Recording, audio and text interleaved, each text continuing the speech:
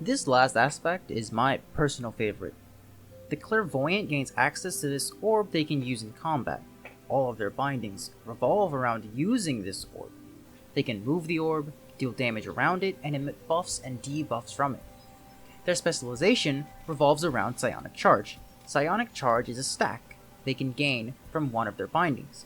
It provides a passive increase to the effectiveness of their auras when they reach 3 stacks, or they can consume those stacks with their other bindings to deal bonus damage. The weakness of the Clairvoyant is that they can only deal meaningful damage to enemies around their orb.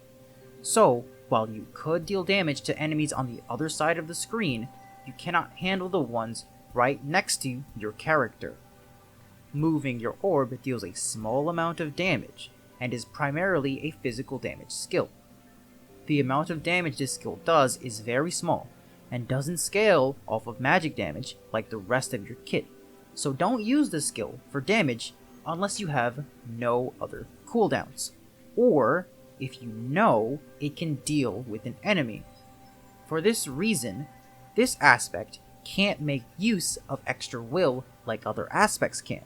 That is, unless you have cooldown reduction. As I just mentioned, the repeatable skill to this aspect lets them move their orb around. This lets you line up your orb to deal damage with your other skills. However, the essential skill to this aspect is called Psionic Pulse. This skill grants you 1 Psionic Charge on use and deals a moderate amount of damage around your orb. Spirit Bomb deals the same amount of damage as Psionic Pulse in a wider area, but if you have 3 Psionic Charges, it deals considerably more and consumes those charges. All of the ascensions for the Clairvoyant revolve around doing damage, with a few exceptions providing a bit of utility. Just play around with all of the damage dealing ones, they're all pretty good. The utility options are where the real choices are, however. You can gain an aura that grants all allies that start their turn in the orb's radius an extra will. You can grant allies bonus shield if your orb passes through them, while also granting yourself a psionic charge for each one. Or, you can gain the ability to pull all enemies in a large area towards your orb. This is basically the Weaver's ability on a much larger scale and with a lower requirement. The Clairvoyant can do one of 2 things.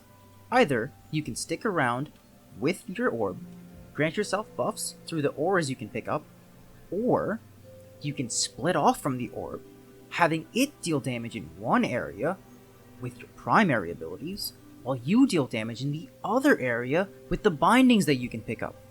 You can grant yourself shields as well with the first skill to mitigate the amount of damage you can take. While you're doing all of that, you're also building up stacks of psionic charge that just make your auras better and increase your damage output. Try to use Spirit Bomb only when you have 3 charges, because it costs 2 will and does the same amount of damage as Psionic Pulse, though its extra range can be useful for finishing off a lot of enemies at once that Psionic Pulse wouldn't be able to reach. I will also note that Spirit Well, the ascension that pulls all enemies together around your orb, no longer scales damage from charges, so you don't have to use it at max stacks all the time. This is my favorite aspect. If I could, I would give it an S tier rating. The ability to be in 2 places at once is very strong. The damage they do is very consistently high and very bursty. They could gain supportive abilities for their allies and even manipulate the battlefield. You know what?